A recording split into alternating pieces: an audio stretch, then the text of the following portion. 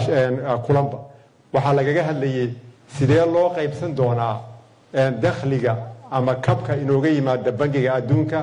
oo ah 125 milyan ah 125 milyan boqolkiiba 60 waxaa qaadanaysa dawladda federaalka boqolkiiba 40 ka soo hara ayaa maamul goboleedyada iyo maamulka banaadir si fiican loogu qaybinaya ama si isla loogu qaybinaya inaguna waad aragteen waraaqihii ka soo baxay qoondadaas waxbaynu ku leenahay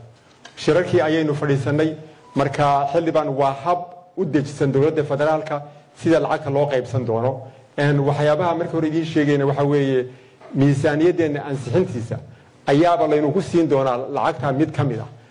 goor fiican ma ka gudubtay golaha fulinta goor fiican oo loogu talay ma ka gudubtay golaha wakiilada taasna waxa weeye waa plan dejisan oo dawladda federaalka u dejisan xildhibaan cabdi quduf wuxuu yiri hanti dhawrihii ma shaqeeyaa hanti dhawrihii waa shaqeeyaa way is arkaan wayna ismaqlaan golaha baarlamaanka riboodho badanna wuu u soo gudbiyaan u maleynaya golaha baarlamaanka hanti dhawr marka hanti dhawrkeenu wuu shaqeynayaa su-aashiisa labaad waxa weeye ma jirtaa wax u haraysa wasaaradaha dakhliga soo saara marka ay dakhligooda ku soo shubaan khasnada midaysan khasnada midaysanna waa sharci idinku ansixiseen hal khasnad ayaa la leeyahay wasaaradda maaliyadda ayay ka furan tahay wasiir kale oo furi kara ma jirto waxbaan ku celinaa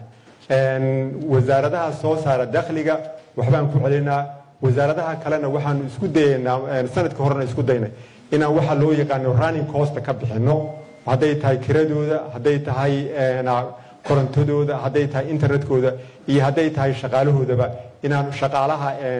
markaa ka shaqeyna aanu ka bixino ayaanu isku dayanaa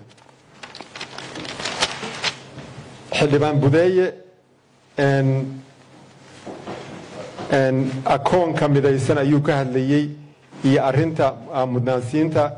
wuxuu kaloo weydiiyey xisaabiyaha guud ma joogaa hanti dhowrkunuse non functional ma shaqeynaya xildhibaan budeeyo wuu joogaa wuuna shaqeynayaa xisaabiyaha guud waa run xisaabiyihii guud ee hore waa inaga tegey wuu iscasilay markuu iscasilay ayaa bishii madaxweynuhu wuxuu magacaabay xisaabiye guud oo kale ayuu magacaabay wuuna shaqeynaya wuu shaqeynayay ilaa iyo julaay wuu shaqeynayay haddana isaga ayaaba la wareegay